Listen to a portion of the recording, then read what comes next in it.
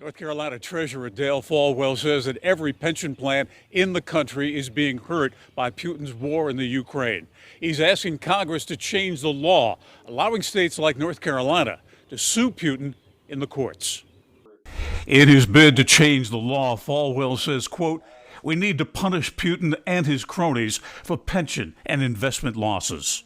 Why shouldn't we be putting ourselves in a position any way possible to be able to recoup our losses based on the horrendous actions of this person? Falwell's asking Congress to update a 1976 law to allow state pension funds to recover damages caused by the Russian invasion of Ukraine.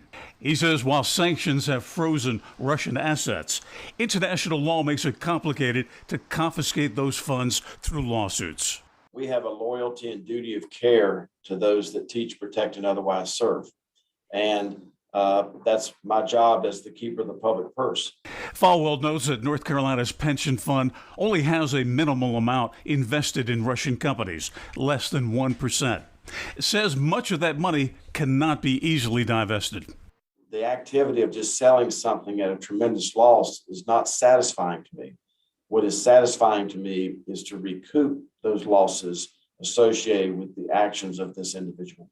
Senator Tom Tillis weighed in on Falwell's plan on Twitter, saying, quote, "This would send a clear message that the U.S. will not support any holdings or operations that benefit Putin and his illicit war crimes."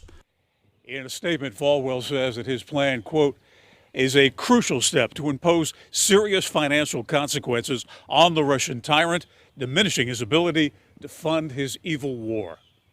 In Greensboro, I'm Bill O'Neill, WXII 12 News. Thank you, Bill. Tonight on NBC Nightly News, Lester Holt continues his reporting from Ukraine. He shows us how neighbors are preparing to fight and defend their own streets. Plus, from ballet to battle, we meet the dancers who have given up the spotlight to carry weapons on the front lines. Nightly News begins at the bottom of the hour, 6:30, right here on WXII.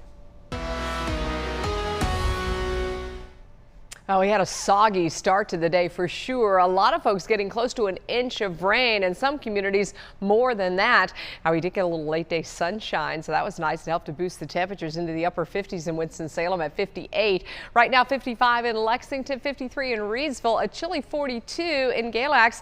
Look at our visible satellite picture, and you're going to see how some of the clouds have tried to thin out, but then they're going to fill right back in as the sun goes down. So we do have a good bit of cloud cover in our forecast. The rain is off to the east. There'll be a chance of some thunderstorms down east. For us, though, a quiet evening. We do have the cloud cover around, but it should be dry. Temperatures are chilly, dropping into the 30s in the mountains. And then by tomorrow morning, very close to freezing in our mountain towns. We'll start off in the upper 30s in the foothills, close to 40 in the Piedmont Triad. Looking ahead, we do have a drier couple of days ahead of us.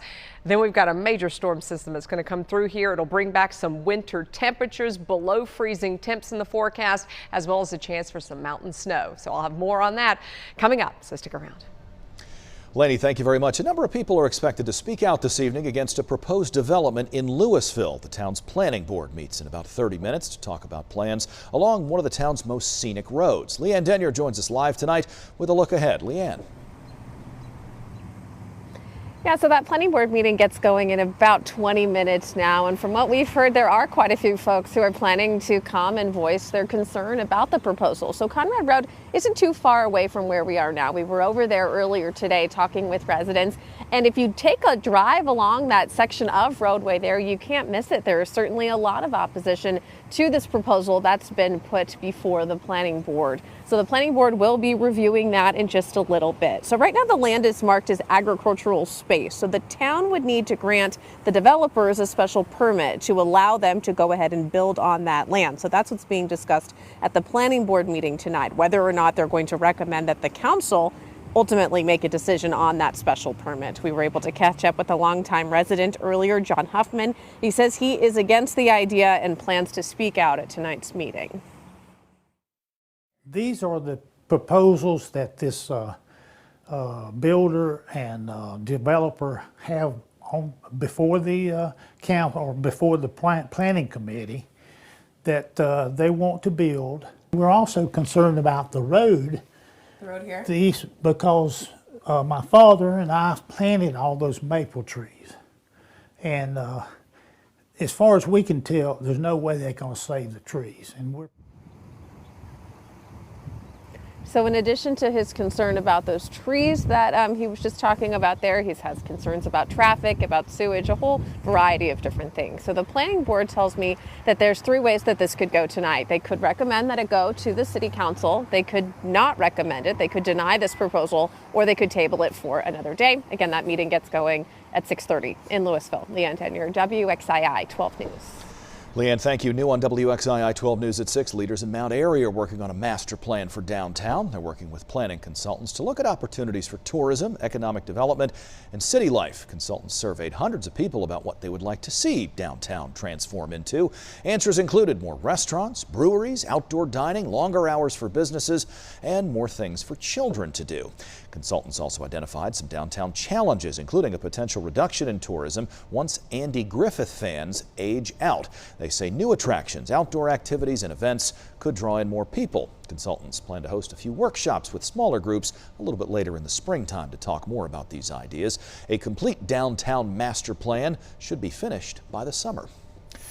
Happening now, people impacted by that huge fire at the Weaver fertilizer plant late last month are now applying for reimbursements, and it looks like there are quite a few of them. This is a live look outside at the line at the Fairgrounds Home and Garden building in Winston-Salem. Firefighters urged thousands of people to evacuate when that fire broke out in late January. People who live nearby could be reimbursed for hotel bills, meals, and